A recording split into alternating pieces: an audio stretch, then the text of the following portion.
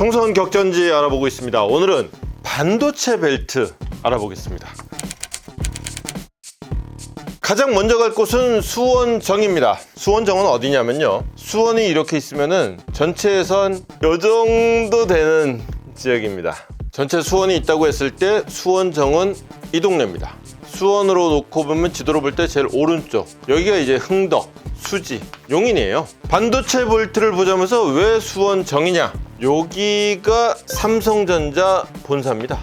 가보신 분은 아시겠지만은 규모가 어마어마합니다. 이 안에서 못 걸어 다녀요. 그리고 수원정을 주목하는 또 하나의 이유, 여기가 광교 신도시입니다. 이 신도시는 정해진 표심이 없어요. 그때그때 이슈에 민감하게 반응하고 자기 입맛에 맞는 정책을 찾아서 투표합니다. 이 삼성전자에 다니는 사람들, 이 광교 신도시에 사는 사람들, 서울에서 삼성전자로 출퇴근을 하거나 광교에 살면서 서울로 출퇴근을 하는 사람들이 많아요. 이 사람들의 교통 문제를 어떻게 풀어주느냐가 수원정의 가장 큰 숙제예요. 자, 그럼 교통망을 어떻게 확충해 줄지, 누가 교통 문제를 풀어줄지 한번 볼까요? 국민의힘에서는 이수정 후보, 더불어민주당에서는 김준혁 후보가 교통 문제 해결사라고 나왔습니다. 이수정 교수는 범죄심리학자로 방송에 자주 출연하던 분이죠. 이수정 후보가 경기대 교수거든요. 경기대가 여기쯤 있습니다. 그러니까 이제 지역구 바로 옆이고, 사실은 여기서 교수 생활할 때 이 동네 와서 뭐 밥 먹고 그랬겠죠. 지역이랑 연고가 있습니다. 김준혁 후보, 향토 역사학자입니다. 이분이 공천까지 받게 된 가장 큰 공적 중에 하나가 수원 화성을 널리 알린 공로를 인정받았다는 거거든요. 수원 화성이 어디냐면은 수원정 넘어서 팔달구거든요. 여기쯤 있습니다. 역시 정하고 가깝죠. 그리고 이분이 원래 수원 토박이이기도 합니다. 두 사람 다 지역하고 연고는 있는 거예요. 어느 날 갑자기 날라온 건 아닌 겁니다. 두 사람의 좋은 공통점은 둘 다 지역 연고가 있다는 점인데, 나쁜 공통점도 있어요. 두 사람 다 안 좋은 구설수에 휘말렸습니다. 이수정 교수는 대파 한 뿌리 발언으로 아주 곤욕을 치렀죠. 근데 김준혁 후보는 말 한마디가 아닙니다. 수원성을 둘러싸고 여성 성기에 비유하는 거, 또 박정희 대통령하고 위안부 관계를 두고 제가 지금 칠판에 쓸 수 없는 뭐 그런 표현, 그리고 결정적으로 이화여대생들이 미군에 성접대를 했다, 이게 결정타였죠. 결국은 이화여대가 사퇴를 요구하고 총동창회도 나서고, 그래서 결국은 잘못했다 얘기하기도 했죠. 결국은 이름은 반도체 벨트인데 이수정 교수의 대파 한 뿌리, 김준혁 후보의 이화여대생들의 성접대, 누구의 말이 더 치명타가 되어서 돌아오느냐가 결국 당락의 결정적인 변수가 될 것 같습니다. 여기까지가 수원정입니다.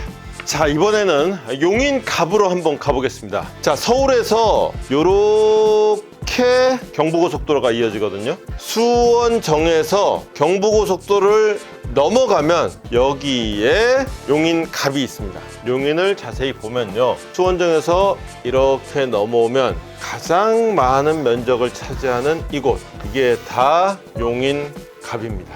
그리고 여기 조그만 곳들을 나눠온 게 을, 병, 정, 이렇습니다. 면적으로 따지면 어마무시하게 넓죠. 보십시오. 요만큼 빼고 나면은 서울이랑 별 차이도 안 납니다. 서울 면적의 80%나 되는 굉장히 넓은 선거구예요. 그럴 수밖에 없는 것이, 실제로 인구 밀집 지역은 여기 있는 처인구청 주변밖에 없습니다. 이 안에서 유명한 게 여기 에버랜드가 있어요. 얼마 전에 푸바오가 떠났던 바로 그 에버랜드. 그럼 나머지는 다 뭐냐? 골프장, 무지하게 많은 동네입니다. 여기가 왜 반도체 벨트냐? 반도체 클러스터를 600조를 들여서 만들기로 되어 있습니다. 그 반도체 클러스터가 들어서는 자리가 어디냐? 여기입니다. 여기 골프장 빼고는 다 논밭이에요. 여기도 지금 현재는 그냥 논밭이고 산비탈이에요. 이거를 어떻게 첨단 산업의 메카로 만들어내느냐, 그걸 누가 뒷받침할 것이냐를 두고 국민의힘의 이원모, 민주당의 이상식, 그리고 개혁신당의 양향자 후보가 맞서고 있습니다.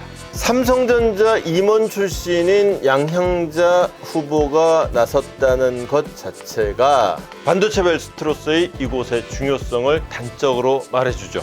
이원모 후보는 특수부 검사 출신입니다. 당시에도 윤석열 사단의 막내라고 불렸어요. 대통령실 인사비서관으로 근무를 했는데 윤석열 대통령이 주진우 비서관과 함께 가장 신뢰하는 사람이 바로 이원모 비서관이었죠. 이런 대통령과의 관계가 논밭을 반도체 클러스터로 만드는 데 필요한 예산을 끌어온 데는 최고의 특장점 아니냐. 이 인연이 흠이 아니다. 이 인연으로 예산을 확 땡겨 오겠다 얘기합니다. 그에 맞서는 이상식 후보, 경찰 출신입니다. 지방경찰청장까지 지냈어요. 그리고 총리실에서 민정실장을 지냈습니다. 특수부, 검사, 경찰, 검경 대결 구도가 딱 만들어지죠. 민주당에서는 검경 구도야말로 지금 현재 이번 총선에서 가장 내세우고 싶은 구도겠죠. 입만 열면 검찰 독재 청산을 얘기를 하니까. 그런 상태에서 엎치락 뒤치락 하다가 이상식 후보가 좀 잘 나가는 듯한 모양이 보이다가 선거 막판에 의혹이 터졌어요. 이분의 부인이 미술품 위작을 거래했다. 거기다가 더해서 탈세까지 했다 라는 의혹이 불거졌어요. 막판에 잘 나가던 후보가 휘말린 이 의혹이 결국 표심에 어떤 영향을 미치느냐, 용인갑의 가장 큰 변수가 될 것 같습니다. 지금까지 용인갑이었습니다.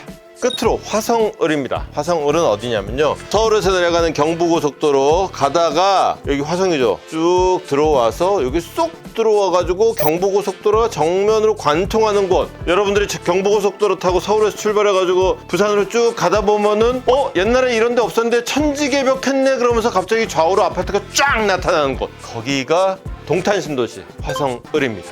화성이 용인하고 비슷합니다. 화성 전체는 이렇게 크지만 실제로 보면 이 큰 화성 중에서 넓은 데가 이게 전부 다 갑이고요. 그 다음에 을, 영, 정입니다. 경부고속도로가 어떻게 되느냐, 화성 을과 정을 정면으로 쫙 관통해서 경부고속도로가 지나갑니다.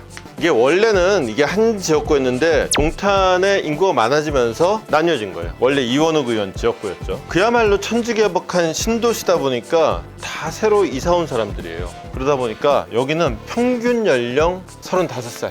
어마무시하게 젊은 도시입니다. 이 젊은 표심을 누가 사느냐에 당락이 걸려 있습니다. 여기가 왜 반도체 벨트냐? 바로 여기에 삼성전자 공장이 있어요. 아까 수원정에도 삼성전자 공장이 있었죠. 거긴 본사입니다. 본사. 거기서는 이제 TV 만들고 냉장고 만들고 휴대폰 만들고 반도체 벨트라고 하는데, 진짜 반도체 만드는 공장은 여기입니다. 그래서 진정 반도체 벨트에 어울리는 지역구 여기입니다. 그래서 국민의힘은 한정민 후보를 내셨어요. 한정민이 누구냐? 삼성전자 반도체 연구원이었어요. 젊어 보이죠? 옛날 사진이 아닙니다. 실제 나이가 한 요 정도 됩니다. 올해 초까지 삼성전자 공장 다니면서 바로 이 화성을 지역에 살면서 퇴근해서는 동네 주민들하고 같이 맥주 마시던 사람이 바로 이 한정민 후보입니다. 반도체 벨트에 가장 어울리는 공천이었죠. 이에 맞선 민주당은 공영훈 후보를 공천했어요. 공영훈 후보가 누구냐? 원래는 문화일보 기자였는데요. 현대자동차로 회사를 옮깁니다. 그래서 현대자동차의 사장까지 지냅니다. 그럼 뭐 현대차도 이 동네에 뭐 있나? 화성을은 아니고요. 좀 멀긴 한데 여기쯤 기아 오토랜드가 있습니다. 말하자면 화성 공장이에요. 거기다가 여기에 작년부터 현대차 전기차 전용 공장을 짓기 시작했어요. 여기에 어마무시한 고용 창출이 일어나겠죠. 여기 살면서 일로 출퇴근해야 되는 경우도 물론 많이 있겠죠. 그래서 이 싸움을 삼성전자와 현대자동차의 대리전이라고 부르기도 합니다. 그런데 변수가 등장했죠. 개혁신당 이준석이 지역구를 고르다가 화성을로 출마를 한 겁니다. 말 그대로 당대표입니다. 개혁신당의 성패를 화성을에 걸었다 이 뜻입니다. 싸움이 결국엔 간단해졌어요. 결국 누구한테 유리해졌느냐, 그래서 공영훈이냐 아니냐로 싸움이 정해졌습니다. 그렇게 되니까 이준석 후보를 중심으로 새로운 의혹이 터져 나오기 시작했습니다. 공영훈 후보의 아들이 아빠 찬스로 군대에 입대해 있으면서 성수동의 건물주가 되더라.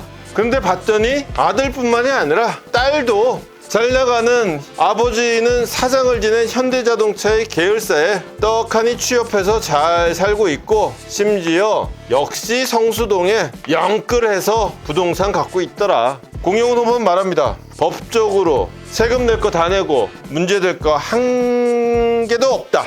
여론조사 깜깜이 구간에 접어들었습니다. 깜깜이 구간에 접어들기 직전에 나온 여론조사 1등, 2등, 3등입니다. 깜깜이 구간 아래서 이 의혹들이 과연 공영훈이냐 아니냐의 표심에서 어떤 영향을 미치느냐가 화성을 선거의 결과를 좌우할 전망입니다. 이렇게 해서 수원정, 용인갑, 화성을까지 반도체 벨트 관전법 정리했습니다.